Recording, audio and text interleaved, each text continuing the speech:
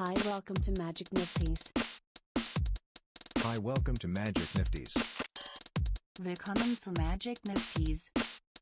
Velkommen til Magic Nifties. Hej alle sammen, og velkommen tilbage til Magic Nifties.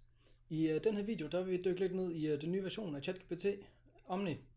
Kigge lidt mere ind på, hvad den kan, hvordan man rent faktisk kan bruge den i dagligdagen, og hvordan man får udnyttet den bedst, og ser på nogle af dens specielle features, den har.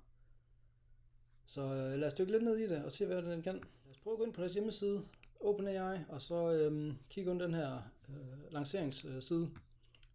De skriver, at de introducerer ChatGPT 4o, hvor O'et det står for Omni, og flere værktøjer til ChatGPT gratis brugere.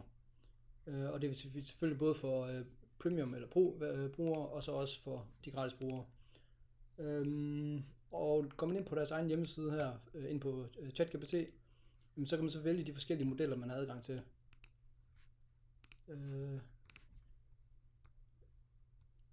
I det ord Omni, der ligger der simpelthen, at det kan mere end bare være en chatbot. Og det er det, de prøver at gå lidt væk fra, fordi deres LLM, den kan analysere meget mere end bare tekst.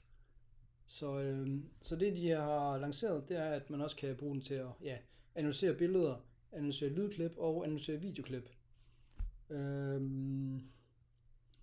Introducing, der står ikke så forfærdeligt meget med real-time video. Det synes jeg ikke, jeg kunne gøre, men det kommer nok senere hen. Der kommer flere og flere features i løbet af næste par uger. En af de rigtig fede features, det er, at den har ChatGPT Level 4 Intelligence, som så er blevet åbent til alle gratis brugere også. Get responses from both the model and the web. De kalder det jo multimodal model. Det vil sige en model, der både kan tage de forskellige formater, vi snakkede om tidligere, men også det med, at du går på nettet, eller beder den om at gå på nettet og finde noget data. Det vil sige, du kan lave et link til en YouTube-klip, og bede den om at analysere det YouTube-klip og give et resumé af det, i punktform for eksempel. Få den til at analysere andet data og oprette grafer. Du kan tage et billede, og så kan du få den til at beskrive billedet, eller du kan få den til at analysere billedet. Og en af de videoer, de har vist, det er, hvor en blind person kan holde mobiltelefonen op, og ligesom få den til at analysere, hvad der sker omkring vedkommende. Så er der mulighed for at uploade billeder, eller filer, for assistant summarization and writing or analyzing, ligesom man kan på med rigtig mange andre AI's også, det vil sige PDF-filer og andet. Discover and use GPTs and the GPT Store. GPT Store, der har tidligere været lukket kun til pro-versionerne. Og sidst men ikke mindst, så har vi den her memory-funktion, som er en måde ligesom at få den til at huske, hvad man har interesser, og ligesom give svar til, på en måde, som man ligesom ønsker det. Jeg er for eksempel uddannet datamatiker, og har været softwareudvikler i nogle år, i nogle få år, så jeg kan for eksempel sige til den, at jeg er juniorudvikler, og har programmet i blandt andet Java, PHP, C#, og så er den bedre til at give mig respons, fordi den nu ved, hvad jeg har af baggrund. Og på samme måde, så kan man fortælle den nogle andre ting, og så kan man også sige til den, okay, prøv lige at huske det her faktum, og så husker den det i sin memory. Så lad os prøve at lege lidt med det. Vi har ChatGPT startsvinduet herinde, hvor vi plejer at logge ind. Og heroppe kan vi som sagt skifte mellem forskellige modeller. Vi prøver at vælge Omni-versionen her.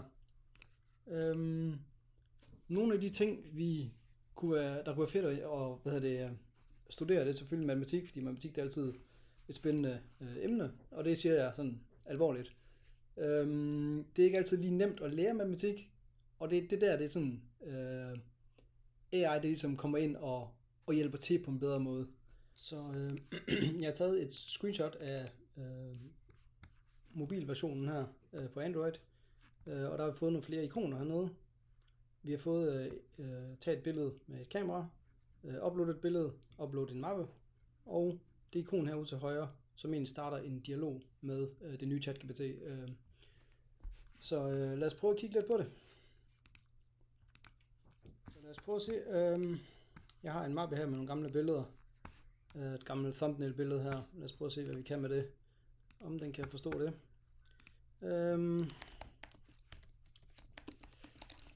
What do you see on the picture?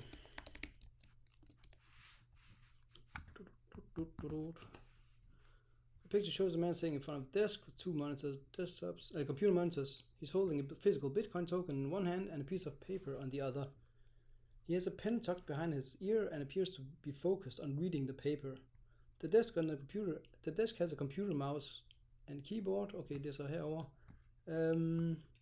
And there are some decorative items on a cabinet in the background. The scene suggests that the man is working or studying something related to cryptocurrency.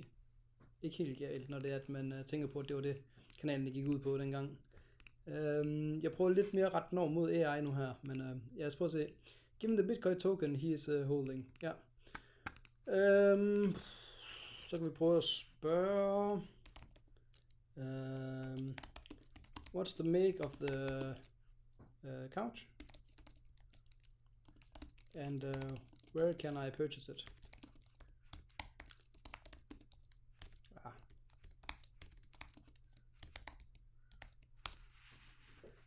Blum. Lad os prøve at se, om den også kan give nogle links til nogle hjemmesider, hvor vi rent faktisk kan få købt det. Ja, yeah, searching red leather couch. Wayfair. Ja, fair nok. I think it's a Chesterfield. Do you agree? Jeg ved godt, der skulle være stort i, men når jeg chatter her, så går jeg ikke så meget op i, hvordan jeg skriver det. Det skal bare gå tjep. It's possible that the couch is Chesterfield. Chesterfield sofas are characterized by the distinctive deep button tufting. Short ord. Rolled arms and equal height, back and arms. The presence of these features align with the traditional Chesterfield style. To find a Chesterfield sofa, consider looking at the following options: Wayfair, House, Menzies. Ja, jeg skal lige prøve at se. Nå, okay, så er der et link, som jeg ikke lige umiddelbart kan trykke på.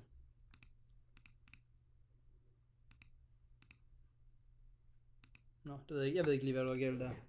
Nå, fint nok.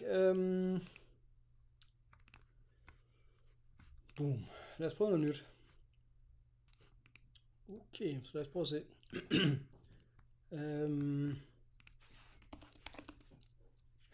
Can you manipulate the original image?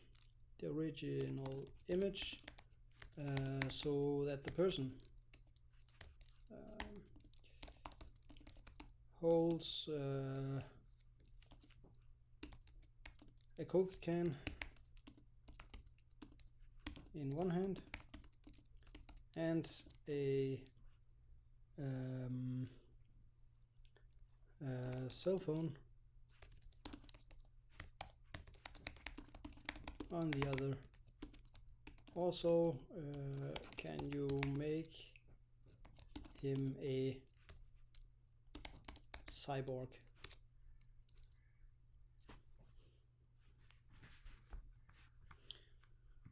Så bearbejder den det, og så ser vi, hvad vi får ud af det.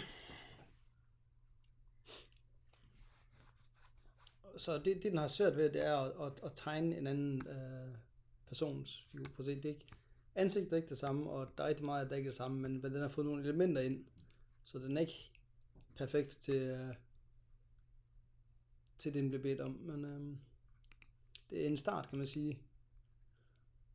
Jeg ved ikke lige, hvad fanden robotten der i baggrunden den laver. Der skal være en coke i den ene hånd, det er fint nok, men hvad med cellphone i den anden hånd, det kan man ikke se. Skal jeg prøve at se. Make him wear a Hugo Boss t-shirt with a huge logo.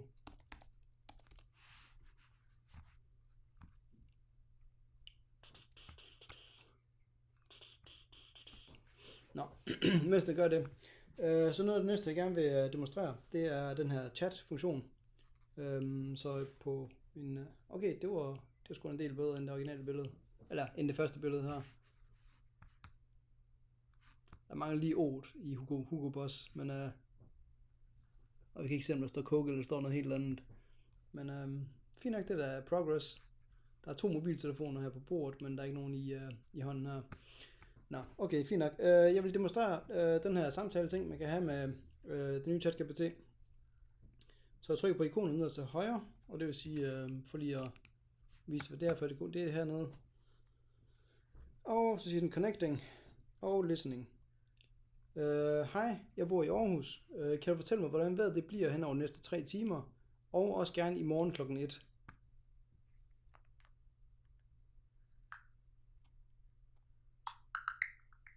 Sender den data ind, og så går lige noget tid, inden vi er klar.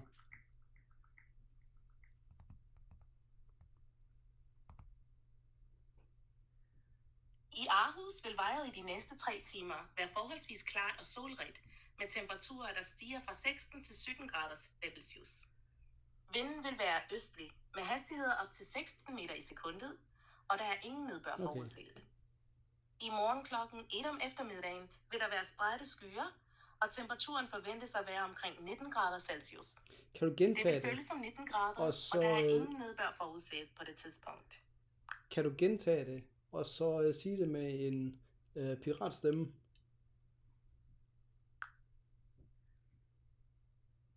Matey. Over the next 3 hours in Aarhus, you'll be seeing clear skies and sun, with the prøv at lyde lidt mere som en pirat, og så gerne på dansk, tak.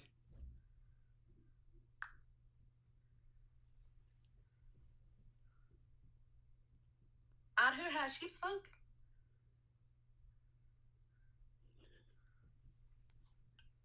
De næste 3 timer i Aarhus byder på klart vejr og solskin, hvor kviksølvet klatrer fra 16 til 17 grader på Celsius-skalaen.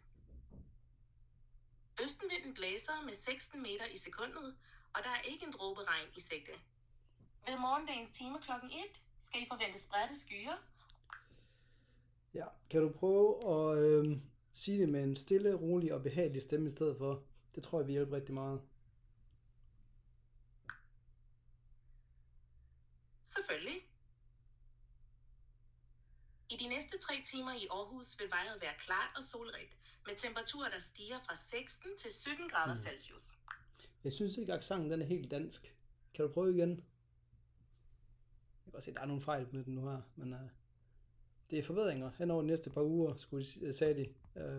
Så nu må vi se. Selvfølgelig, lad os prøve igen. I de næste 3 timer i Aarhus kan du forvente klart og solrigt vejr, hvor temperatur... Okay, så lad os prøve at ændre emnet her.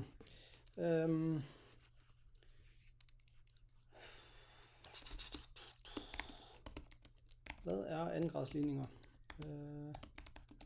Og hvad kan jeg bruge dem til som softwareudvikler? Boom.